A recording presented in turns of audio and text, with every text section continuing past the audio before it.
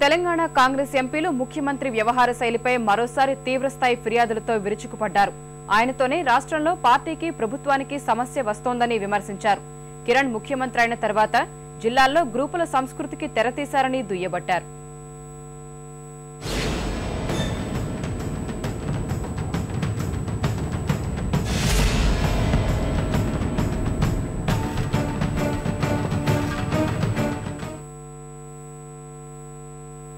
రాష్ట్ర పరిస్థితులపై అధ్యయనం చేసేందుకు అధిష్టానం దూతగా వచ్చిన కేంద్ర మంత్రి వాయులార్ రవికి సీఎంపై తీవ్ర స్థాయిలో ఫిర్యాదులు అందాయి.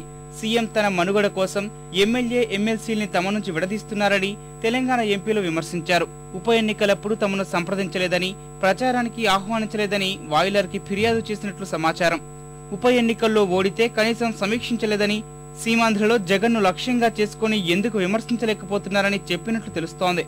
అల్లర్లు జరిగిన పాత బస్తీలో పర్యటనకు అనుమతి ఇవ్వలేదని, జగన్ సంగారెడ్డి వెళ్లేందుకు భారీ కాన్వాయ్తో అవకాశం కల్పించారని విహెచ్ ఫిర్యాదు చేసినట్టు సమాచారం. మరో ఎంపీ వివేక్ కిరణ్ వర్గాల్ని పెంచి పోషిస్తున్నారని విమర్శించారు. తెలంగాణపై అధిష్టానానికి సరైన నివేదిక ఇవ్వట్లేదని ఆరోపించారు. సీమాంధ్రలో ఉప ఎన్నికలకు విచక్షణ కోటా నిధుల్ని భారీగా మంజూరు చేస్తున్నట్లు తెలంగాణలో చేయలేదని వివరించారు. తెలంగాణలో అభ్యర్థుల్ని గెలిపించుకోవాలనే ఉద్దేశం సీఎంకు లేనట్టుందని ఎంపీ పొన్నం ప్రభాకర్ విమర్శించారు. ఇద్దరు తెలంగాణ ప్రాంత మంత్రులు సీఎంపై ఫిర్యాదులు చేసినట్టు సమాచారం. నేను ఇప్పుడు మీరు నా పార్టీలో లేరు, నేను మీకు ఆన్సర్ ఇవ్వను. కానీ కాబట్టి ఆయన వచ్చాడు, ఆయనకి ఏం చెప్పాలో మేము చెప్పాము, ఆయన ఏం చెప్పాలో తిన్నాము. ఇవన్నీ పార్టీ విషయాలు.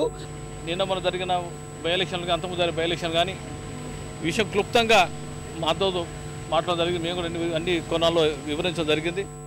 MP survey Satyanarayana, MLC Farooq Hussain విడిగా వాయులార్ రవిని కలిశారు.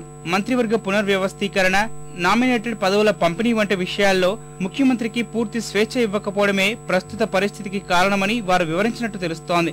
పీసీసీ అధ్యక్షుడిని మారిస్తే తెలంగాణకు మాదిగకు అవకాశం ఇవ్వాలని, ఉప ముఖ్యమంత్రి పదవికి అధికారాలు పెంచి కోస్తాకి మరోటివ్వాలని వారు కోరారు. రాష్ట్రంలో కాంగ్రెస్ పరిస్థితి బాగు చేయలేని స్థితికి చేరిందని వాయులార్తో 2 సార్లు సమావేశమైన రాయలసీమ ప్రాంతానికి చెందిన సీనియర్ మంత్రి ఒకరు చెప్పారు. డిసెంబర్ 9 ప్రకటన, తదనంతర పరిణామాలతో తెలంగాణలో పార్టీ కోలుకోలేని స్థితికి చేరిందని, సీమాంధ్రలో వైకాపా, తెదేపా మధ్య పోటీ ఉందని, తమది 3వ స్థానమేనని వివరించినట్లు సమాచారం. 2019కి కోలుకుంటుందో లేదో సందేహమే అన్నట్టు తెలుస్తోంది. వాయులార్ ఇవాళ ఉభయ గోదావరి జిల్లాల్లో పర్యటిస్తారు. పోలవరం, రామచంద్రాపురం నియోజకవర్గాల కార్యకర్తలతో సమావేశమవుతారు.